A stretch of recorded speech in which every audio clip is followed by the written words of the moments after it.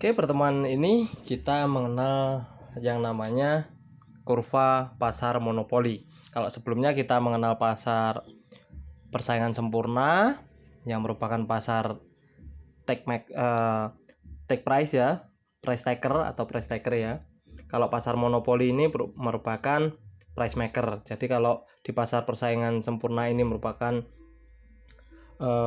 seperti ini, ada penawaran, ada permintaan. Akan tetapi di pasar monopoli ini grafiknya menjadi seperti ini, teman-teman. Ini merupakan MR-nya, ini merupakan AR-nya, D atau AR-nya. Jadi MR itu adalah setengah dari D. Kalau di pasar persaingan sempurna tadi kan ada P sama dengan D sama dengan MR sama dengan AR. Akan tetapi pada pasar monopoli tidak seperti itu. P ini atau D sama dengan AR sama dengan P, tetapi tidak sama dengan MR. Nah, ini teman-teman. Oke, kita kembali lagi pada kurva pasar monopoli. Nah, ini saya gambarkan ulang, di mana MR itu setengah dari AR atau setengah dari D. D itu sama dengan P juga, sama dengan P sama dengan D sama dengan AR, tapi tidak sama dengan MR.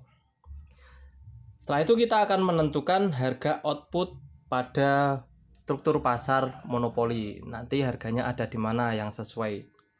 Kalau misalkan di sini kita mengetahui outputnya atau H-nya berada di sini. H-nya ada di sini. Maka nanti kita akan mengetahui P-nya ada di mana, teman-teman. P itu sama dengan D sama dengan AR. Berarti ada di sini, teman-teman. Jadi kita tembuskan di sini. Nah, ini P-nya. P-nya ada di sini, teman-teman. Ketika mereka bersinggungan dengan grafik D-nya atau grafik AR-nya. Terus kita misalkan pada titik C-nya kita misalkan tentukan ada di sini, teman-teman. C-nya ini merupakan C-nya. C itu nanti akan menentukan di mana perusahaan mengalami kebangkrutan atau mereka mengalami BEP. Nah, di sini. Setelah itu kita tahu berarti bahwa di sini adalah marginal cost-nya. Marginal cost-nya ada di sini, teman-teman. Nah, ini MC-nya.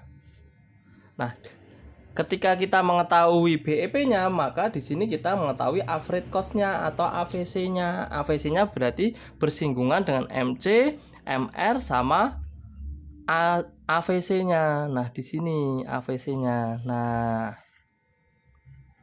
ini AVC-nya. Ini merupakan titik di mana perusahaan tidak mengalami kerugian dan juga tidak mendapatkan keuntungan atau tingkat BEP-nya. Terus di mana perusahaan mendapatkan laba jangka pendeknya? Keuntungan perusahaan pada laba jangka pendek ketika MC itu bersinggungan dengan garis AC-nya atau average cost-nya. Nah, misalkan di sini average cost-nya, teman-teman. Nah, di sini AC-nya. Nah, di sini AC-nya. Nah, karena ini pasar monopoli, maka AC-nya itu sama dengan CBEP-nya atau C keuntungannya. C1 misalkan di sini. Maaf, ini C ya. Ini C0-nya. Ini C-nya. Nah, ini di sini karena di sini H-nya itu sama dengan AC, sejajar, teman-teman. Karena ini pasar monopoli. Nah, di sini daerah ini merupakan daerah keuntungan jangka pendek dari pasar monopoli.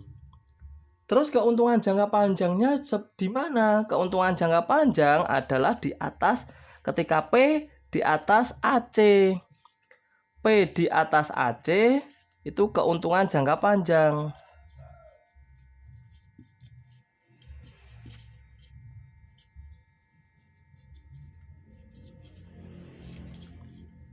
Nah, ini. Terus ketika P di bawah AC atau kurang dari AC, ini merupakan titik gulung tikar.